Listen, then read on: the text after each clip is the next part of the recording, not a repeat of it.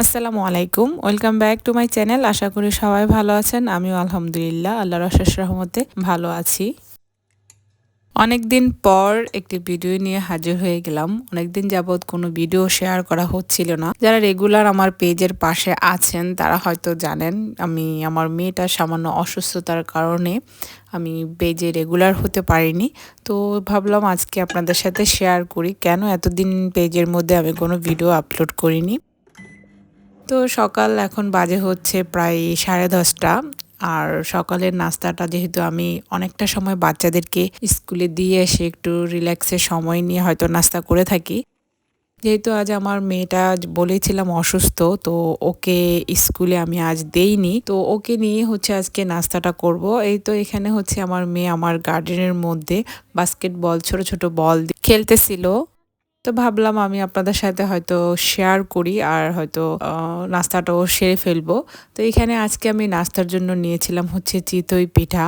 এটা একটা ভাবি আমাকে করে দিয়েছিল। আমি বাসায় এসে জাস্ট এটা দুধে আর হচ্ছে নারকেলে ভিজিয়েছিলাম রাত্রের দিকে। আর পিঠাটা খেতে অনেক অনেক ইয়াম্মি হয়েছে আর এত সুন্দরভাবে ফুলেছিল কি বলবো। আসলে সবার হাতে হয়তো পিঠা ভালো হয় না, সচরাচর আমার হাতে ভালো হয় না। তো সেই কারণেই আমি ভাবির থেকে কিছু পিঠা নিয়ে এসেছিলাম। আনার পর হচ্ছে এটা আমি দুধে ভিজিয়েছিলাম। তো যাই হোক, এখানে আমি কথা বলতে বলতে আপনাদের সাথে আমি নাস্তাও সেরে নিচ্ছিলাম। আর পাশে হচ্ছে আমার মেয়ে খেলাধুলা করতেছিল। যেহেতু অনেকটা রৌদ্র আছে, তো বাচ্চাদের মাঝে মাঝে এই ওয়েদারের মধ্যে রাখলে বাচ্চাদের ভিটামিন ডিটা ভালোভাবে পাওয়া যায়, যেহেতু আমি ঠান্ডার প্রধান দেশে থাকি। এই তো এখানে আমি নাস্তা করে নিচ্ছিলাম আর সকালটাও এত সুন্দর লাগছিল। প্রায় অনেক দিন যাবৎ আমি কোনো ভিডিও আপলোড দিতে পারিনি। তার কারণ হচ্ছে বিগত 1 সপ্তাহ আগে আমার মেয়ে খুবই প্রচণ্ড পরিমাণে অসুস্থ ছিল। আমি তাকে হাসপাতালে নিয়ে যাই। তো সেই কারণে দেখা যায় ব্যস্ততার কারণে আমি কোনো ভিডিও বা কোনো কিছু আমার দৈনন্দিন জীবনের যেই ডেইলি ব্লগগুলো সেগুলো আমি শেয়ার করতে পারিনি। এই তো নাস্তাটা শেষ করে তারপর হচ্ছে আমি রান্না বান্না করব। যেহেতু এখন 1 সপ্তাহ হয়ে গিয়েছে আমার মেয়েকে আমি ডক্টরের যেই ভিজিট আছে সেটা আমি করানোর জন্য আজকে আমার অ্যাপয়েন্টমেন্ট ছিল। তো এর ফাঁকে আমি রান্না বান্না করে খাওয়া দাওয়া শেষ করে হচ্ছে আমার মেয়েকে আমি রেডি করে নিচ্ছিলাম, কারণ আজকে ওর ডাক্তারের অ্যাপয়েন্টমেন্ট ছিল, ওকে ওর ফুল বডি চেক আপ করা হবে। তো সেই কারণেই হচ্ছে ডক্টরের কাছে নিয়ে যাব। একদম আমার মেয়েটা একদম দুর্বল হয়ে গিয়েছিল, কারণ কোনো কিছুই খেতে চাচ্ছিল না। আর যেহেতু হসপিটাল থেকে এসেছিল, তো ভাবলাম ডাক্তারের কাছে একটা ভিজিট করে নিয়ে আসি, হয়তো ডাক্তার কোনো মেডিসিন বা কোনো কিছু প্রোভাইড করতে পারে। তো এই তো রেডি হয়ে গিয়েছি, সাথে আমার ছেলেকেও নিয়ে যাব। এখন বাজে হচ্ছে বিকাল 4টা, আমার অ্যাপয়েন্টমেন্ট হচ্ছে 4:30টার দিকে। আমি রওনা দিয়ে দিয়েছি। আর ডক্টরের চেম্বারটা আমার চেঞ্জ হয়েছিল, আগে অন্য জায়গায় ছিল, খুবই কাছে ছিল, এখন অন্য জায়গায় চেঞ্জ হওয়াতে কিছুটা সময় লাগে। তো সেই কারণে আমি বাসা থেকে প্রায় 3:45টার দিকেই বের হয়ে যাই বাচ্চাদের নিয়ে।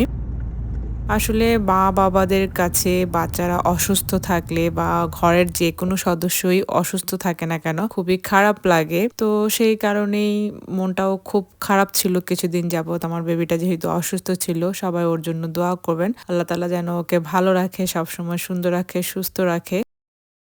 এই তো এখানে আমি ডক্টরের কাছে চলে এসেছি। আর এইখানের আমার ডক্টরের যেই চেম্বারটা ছিল সেটা এইবার হচ্ছে ফার্স্ট আমি এসেছি। এর আগে এটা অন্য জায়গায় ছিল। তো এটা আরেকটি এরিয়ার মধ্যে পড়েছে আর আমি থাকি হচ্ছে অন্য আরেকটি এরিয়ায়। যদিও কাছাকাছি, তো সেই কারণে বেশি একটা সময় লাগেনি ডাক্তারের চেম্বারে আসতে।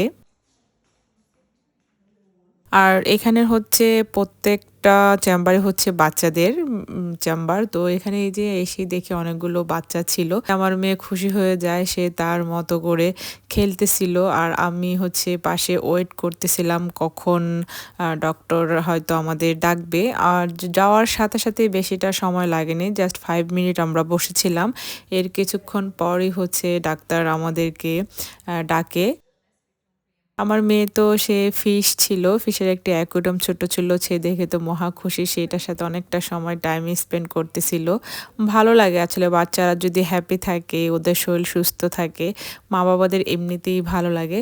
তো অনেকক্ষণ আমার মেয়ে যেহেতু ডাক্তার চেম্বারে যায়, তো যাওয়ার পর হচ্ছে ডাক্তার ওকে ফুল বডি চেক আপ করে, ওর প্রবলেমগুলো শেয়ার করি, কি কি হয়েছিল গত সপ্তাহে হসপিটালে কেন গিয়েছিলাম, এগুলো শেয়ার করার পর ডাক্তার অনেক কিছু আমাকে সাজেস্ট করে ওকে কিভাবে খাওয়ানোর জন্য বা কি কি মেডিসিন ওকে দেওয়ার জন্য। তো অনেকটা সময় ডাক্তারের সাথে কথা বলে সময় ওর সম্পর্কে ভালোভাবে, আমার বেবি সম্পর্কে ভালোভাবে অ্যাডভাইসগুলো জেনে আসি। তো যাই হোক, সবাই আমার বেবির জন্য দোয়া করবেন, আর অবশ্যই চেষ্টা করব রেগুলার ব্লগ দেওয়ার জন্য।